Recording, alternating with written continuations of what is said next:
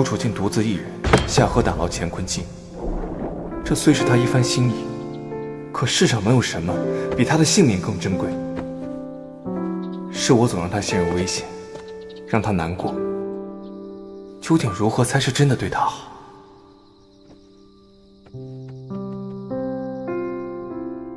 他留在墙上那幅画里的光斑指向了凤凰山西南的位置。那里可有什么容身之所？那里没什么可以让人住的地方，那是片洼地，有一片挺大的沼泽，里面有好多毒蛇蝎子，很危险，很少有人到那里去的。若是真去了那儿，驸马恐怕凶多吉少了。不，王爷，我不是这个意思。巫医大叔他一定还好好的。巫医大叔他那么聪明，能找到那么复杂的指路方法，沼泽里那些事情对他来说一定不算什么的。他有可能只是放了什么东西在那边，然后就到别的地方去住了。我只是想说，那个地方确实很难走，我们如果要到那里去找他，得好好做准备才行。王爷，我明白。对不起。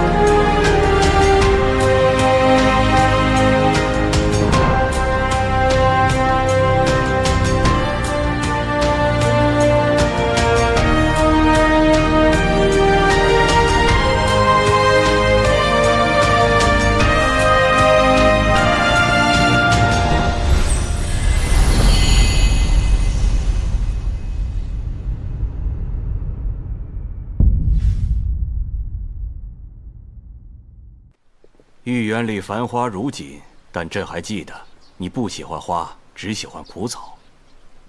繁花虽美，却有期，苦等一个寒暑，等来的却是短短的几日相守，转眼便零落成泥，徒留追思之苦。不如蒲草，虽姿容平平，却能四时相伴，看了就让人安心。哼，这可不像你说的话，是萧恒说的吧？他什么花草都不喜欢，他就喜欢石头。朕也是听人说起，你二人的定情之物是一对石头。是的。汉乐府诗《孔雀东南飞》有云：君当作磐石，妾当作蒲苇。蒲苇韧如丝，磐石无转移。可是取意于此。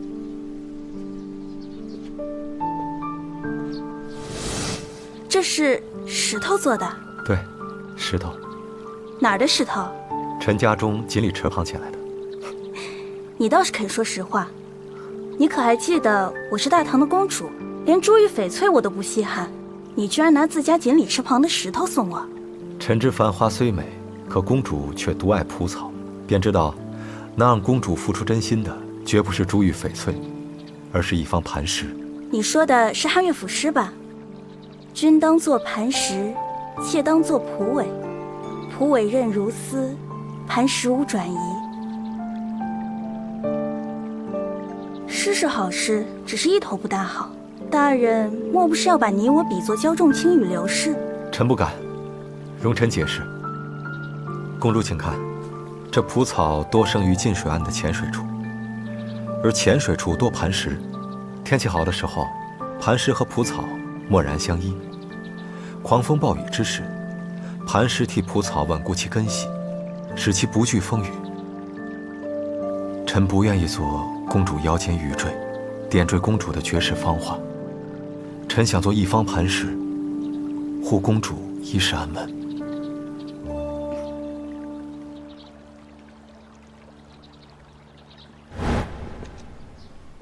往日朕也是听人说起你二人间谍情深，却不知情深至此啊。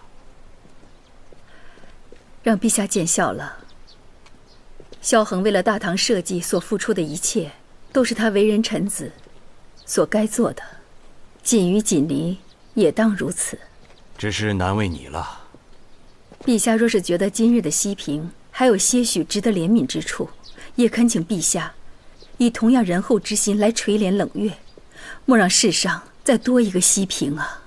如你所说，朕的臣子们全都不要娶妻生子了。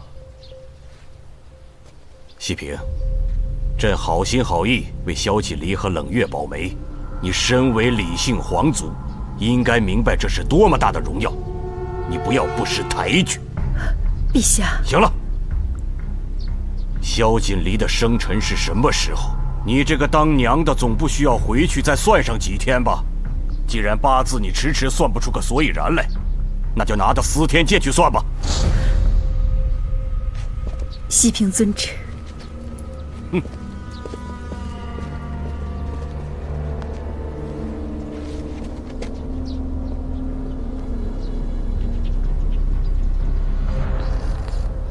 金宝，哎，皇上和西平公主就只说了这些吗？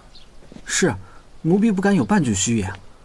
要奴婢说，这盛世的帝王可真好当，这外无忧内无患的，闲的都干起了保媒牵线的活了。行了，你回去伺候吧。是。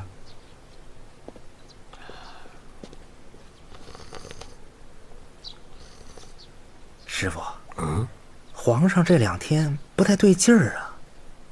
你想啊，昨儿刚差人打听完萧家兄弟的生辰，今儿又跟西平公主那儿顾左右而言他，连生辰八字都当场问出来了。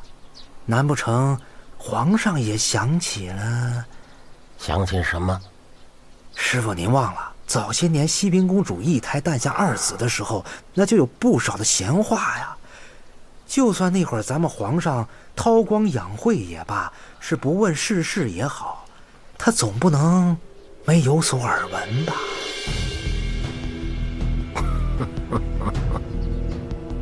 既提起那些闲话，你倒是让底下去查查呀。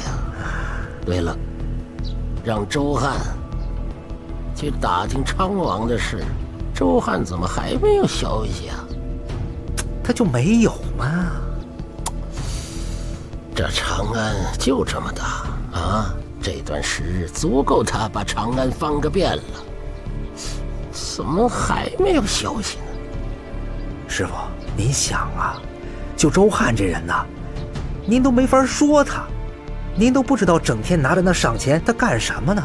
我头2天听说啊，见天的往这平康坊里头钻呢，8成啊，哼，打着您的旗号跟那风流快活呢。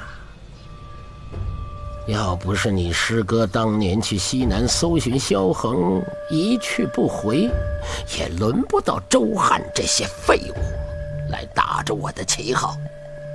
师傅，徒儿斗胆问您一句，您当真觉得我那师哥是仗着有身好功夫借机逃走，找个地方不管不顾的自个儿逍遥快过去了？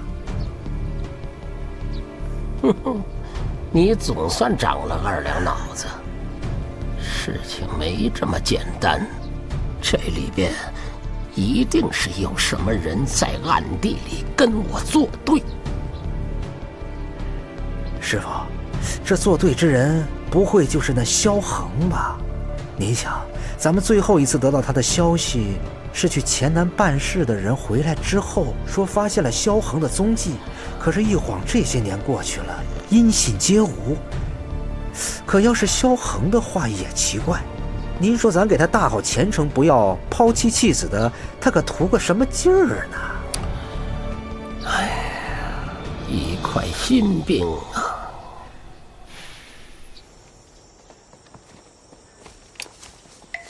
这太荒唐了，别说是待上几年，就是1天也待不住啊！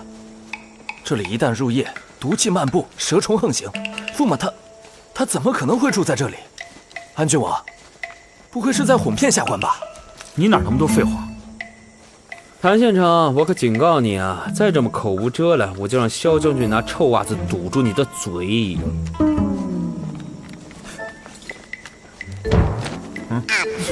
下官不敢多言了。你还真有啊！赶紧收起来，有辱斯文。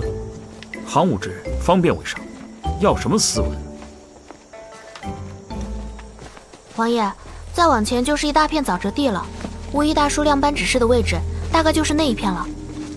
父亲既然把路指向此处，定不会是让人来送死的。可是这里这么大，也没有什么指路的标志，这怎么找？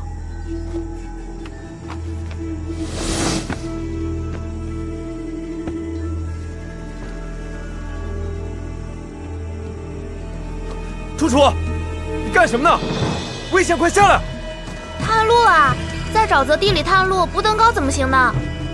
哎呀，这么多会功夫的在这儿，登高也轮不到你啊！快下来！对啊，在这种地方，你识路的本事不如我，让我来吧。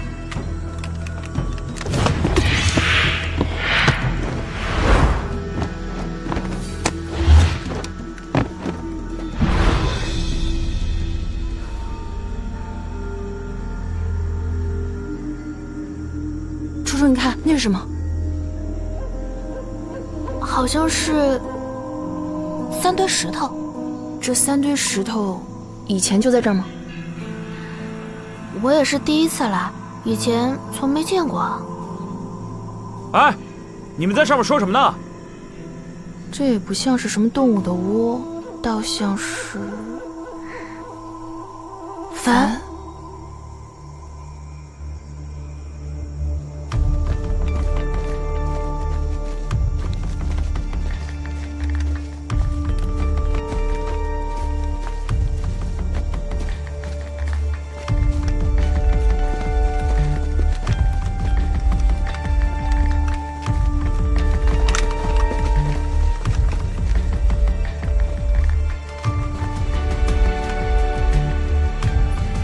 这些石头好像是被人刻意堆在这儿的。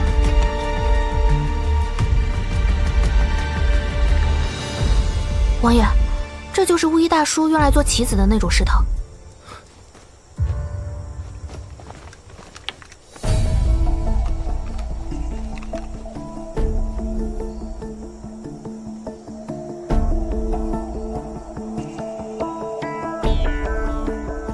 王爷，怎么了？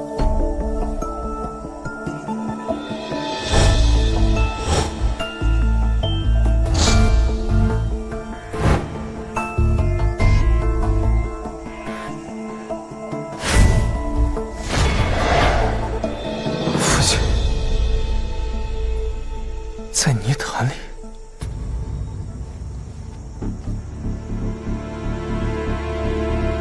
什么？父亲怎么可能在泥潭里啊？父亲墙上的光斑，指示的就是这一片遍布沼泽的地方，而那棋局就是告诉我们，在这片沼泽的什么位置。棋局？这3堆石头。分别代表了其中3颗棋子，而第4颗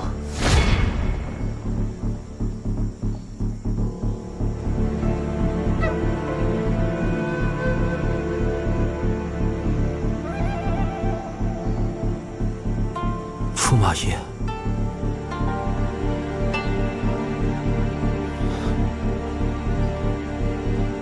不可能！这不可能！他又是藏尸体，又是弄棋局，费这么大劲把人指到这儿，他不可能就这样！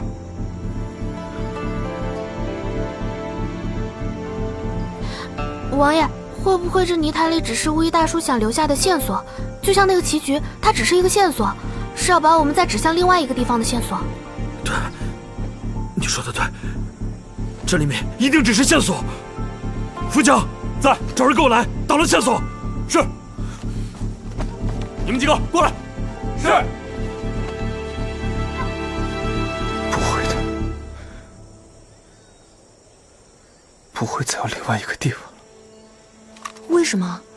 我觉得楚楚说的有道理。驸马爷要是不想让人轻易找到他，那他多留几处线索，带人多绕几处弯也是有可能的。方才谭贵已经说过，这里一入夜就毒气弥漫，蛇虫横行。我们这些身强体健的人，从山外走到这里，且用了小半日的光景。父亲不良于行，从山外走到这里，再在此处校正位置，堆起这3堆石头，根本不可能在天黑之前再走出去。那他就不可能是多来了几次，每次就只干一点，然后时辰差不多就走了吗？不会的。他既然用如此复杂的棋局来隐藏指向这里的线索，说明这里对他来说至关重要，不想轻易让别人察觉。他若频频来此，就免不了被人察觉行踪，那之前在棋局上的苦心排布就全都白费了。可是，冷云，我们去其他地方看看吧。去其他地方干嘛？看看你就知道了。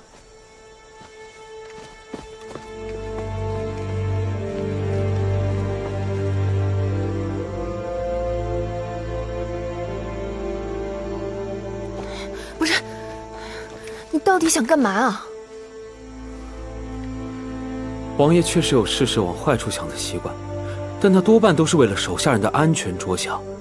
这次是他的父亲，他比任何人都希望这件事情有转机。他既然把这个结论说出口了，就一定已经在心里把所有的可能性都推敲了一遍。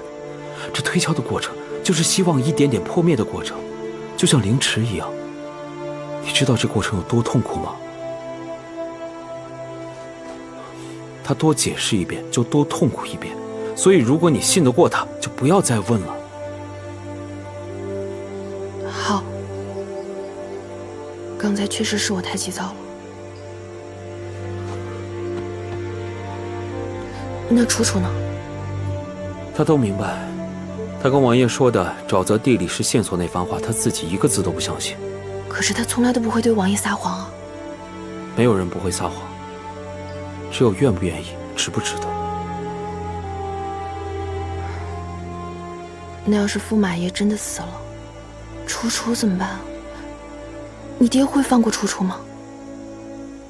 你放心吧，有我在，我一定不会让景家的人加害楚楚。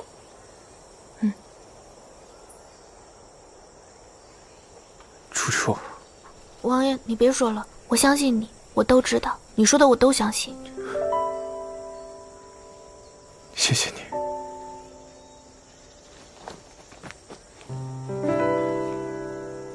锦瑜，父亲真的在里面吗？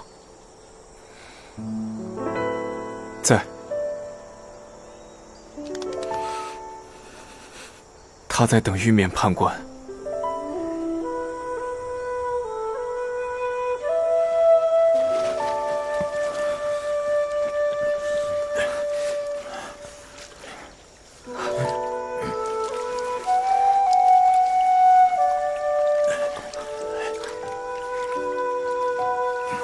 一个人沉在这泥沼之中，经历5年之久，还会剩下什么？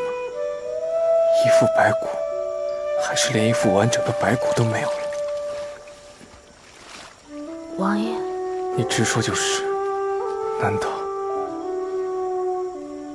就连碎骨都没有了吗？不是那样的，王爷，你还记得无一大叔藏在院墙里的那具尸体吗？大概会是那个样子。这种尸体在我们五座行里被叫做尸尸。尸尸？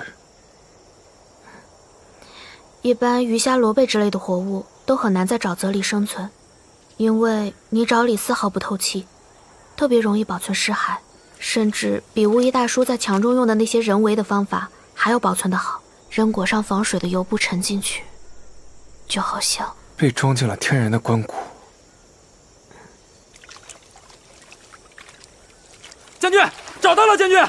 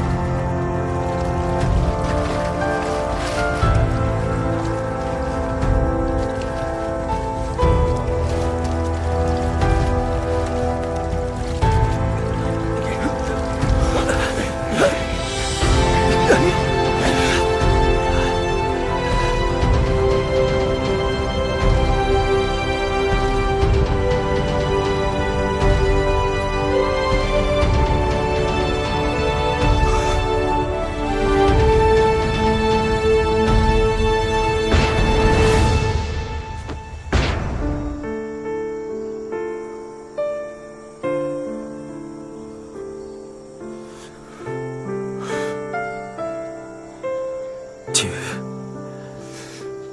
如果这都是父亲自己的安排，他怎么能把自己裹成这样？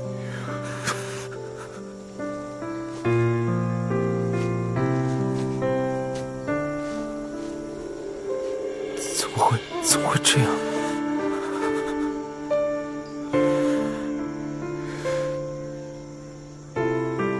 萧将军，我想借把匕首。我是仵作，和巫医大叔相处了那么多年，我知道该怎么辨认他。让我来吧，我看看就能知道。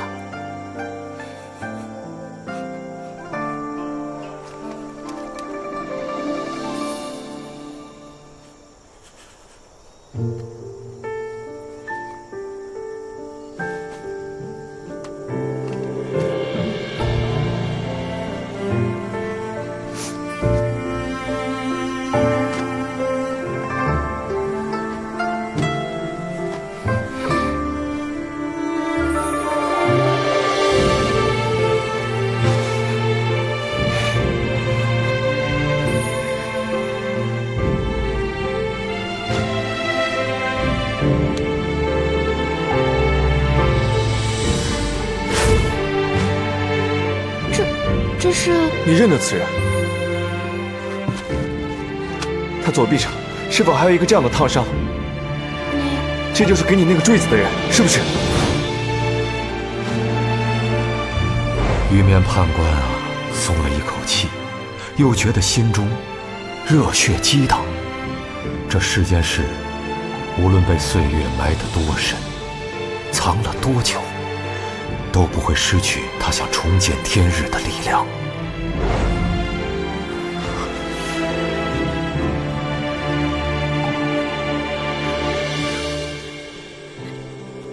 是他，面貌的特征，他的身长，他腿上的伤，还有手臂的伤疤。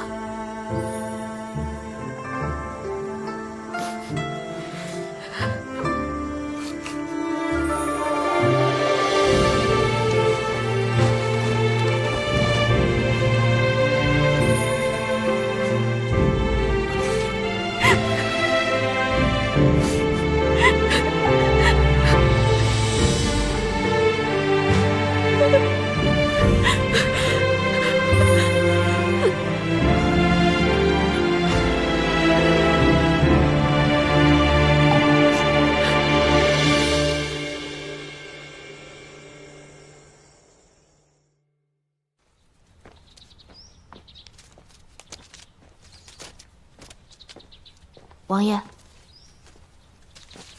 我验好了。他到底是怎么死的？他眼底、眼角、面部、颈部有多处点状血瘀，颈侧血脉明显怒张血瘀，他是窒息而死的。你的意思是说，他被人扔进泥潭之前还活着，他是被人活活溺死的？他是自己把自己沉下去的。为什么？他为什么这么做？也许这里面就有答案。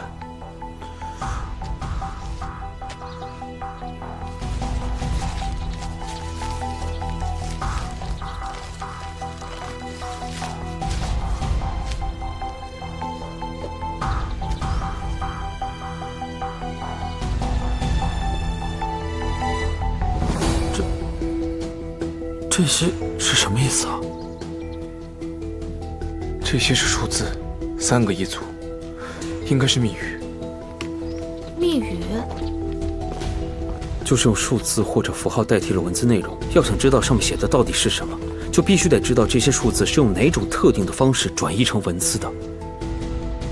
数字转译成文字，就比如说这个163，可能有这么一卷书，1就是代表着这卷书的第1篇文章，6就是代表这篇文章的第6列字，3就代表着这篇文章第6列字的第3个字。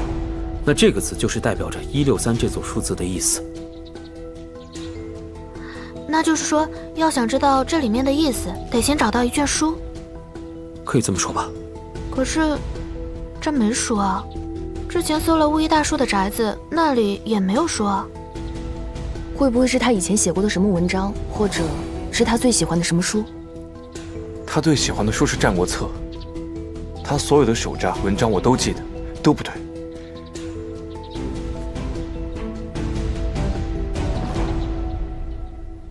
不对，母本不应该是和他有关的东西。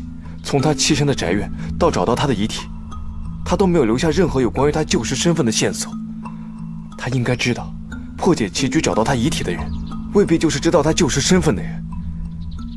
破解这密语的方法，应该与他本人无关。可，这匣子里就只有这些东西啊！哎，等等，这石匣子上刻的有字啊！啊，还真有字，我看看。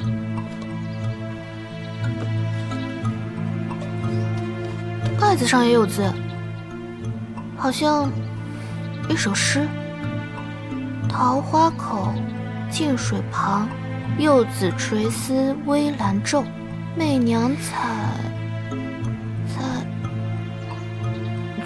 这个字我不认识。杏，媚娘采杏，清波荡，染浮光。这匣子上也是诗：春花渐谢，夏夜宽，月沉横桥而宫穷。渭水怀秋，无尽愁怨薄云来。这是什么呀？灞陵伤别，多少相思烟雨中。这2首诗是什么意思啊？是解密的母本吗？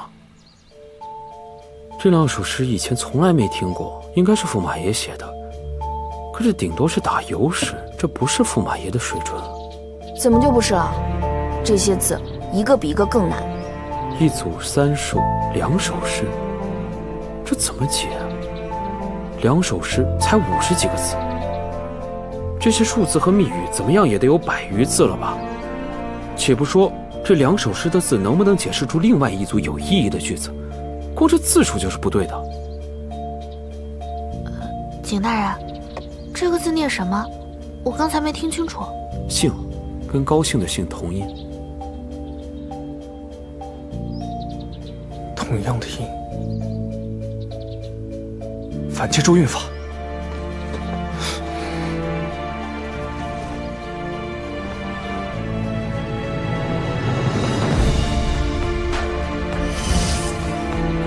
这2首诗不是随便写就的。这首桃花口，净水旁，全诗共23个字，字字声部皆不同。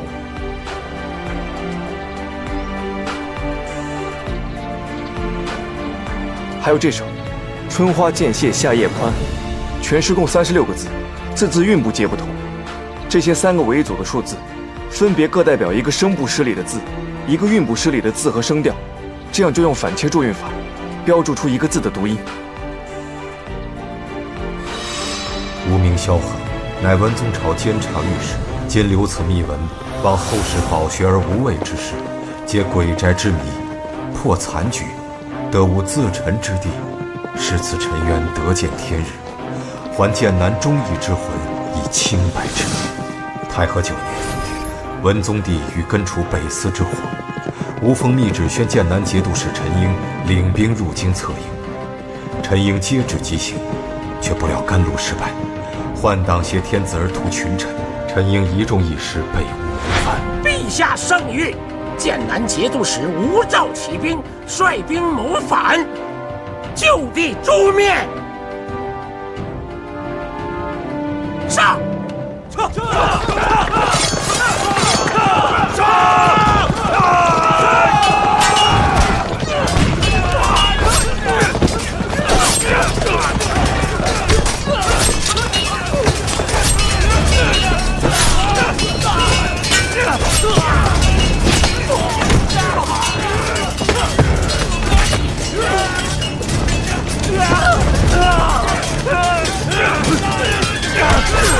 哎呦，周御史，快走！我等坐镇清白，全部交给你了。这些野狗交给我们。快走！萧恒跑了，给我追！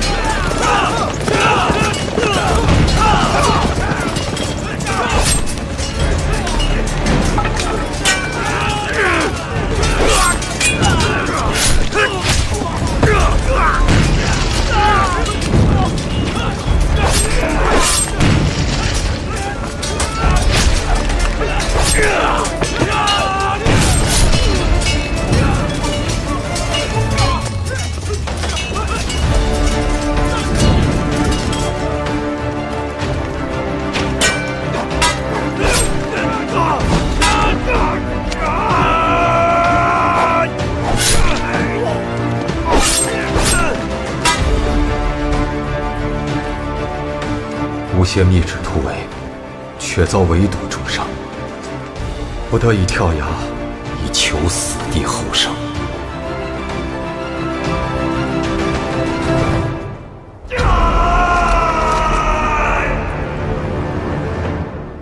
幸得以采药巫医相救，然昏迷越狱，苏醒之时已无力回天。换党更是借圣谕，以英烈之名与郡王爵位相加，与右吴现身，取无命以灭郑军。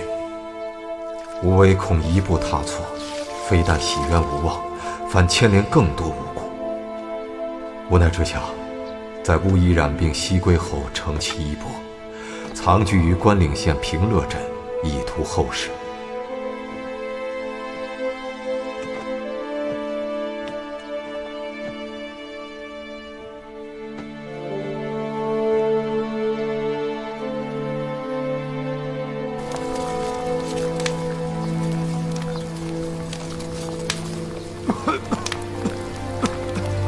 幸得仵作楚家诏父，吾一日不敢忘身父之重托。然关岭县地势险要，与外界相通者唯有一华所。换党势力于西南之搜捕从未停歇，吾双腿已废，不良于行。县中官员有频对潜逃于此之剑南节度使于仲痛下杀手，吾始终未得机会与长安联络。后有宦官独自追查至吾隐居处。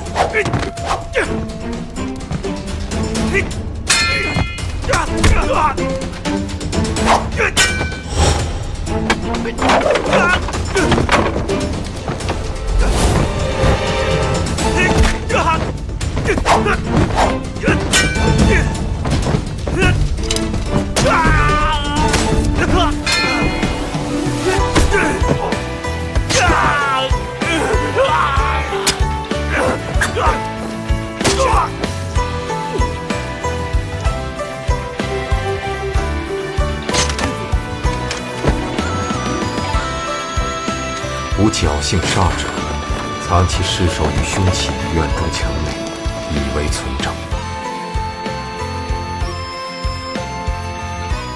奈何残躯病体每况愈下，时日无多，虽心有不甘，却未能作此安排。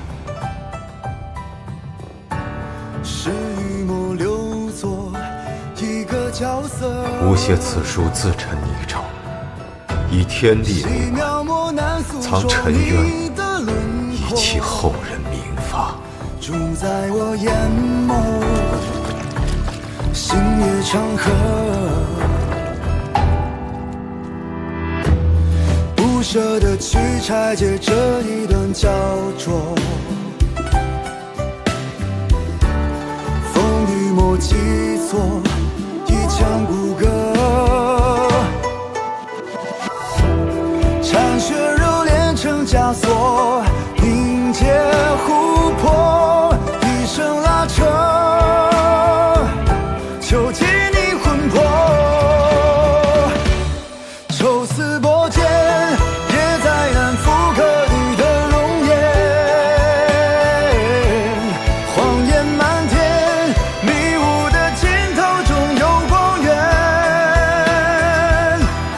平行世界发生着你遗漏的一切，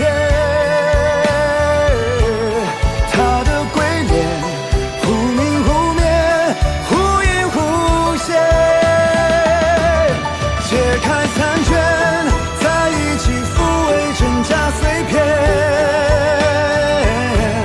结局危险，也合上故事最后一页，平行世界断裂的答案依次串联，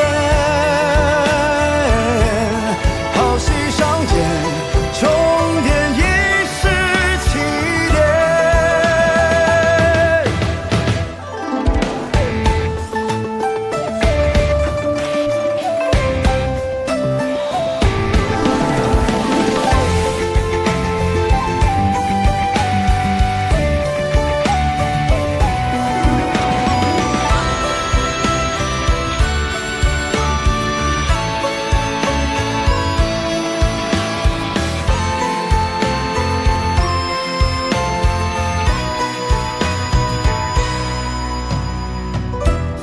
不舍得去拆解这一段焦灼，风雨莫基座，一腔骨骼，铲雪柔炼成枷锁，凝结琥珀，一生拉扯。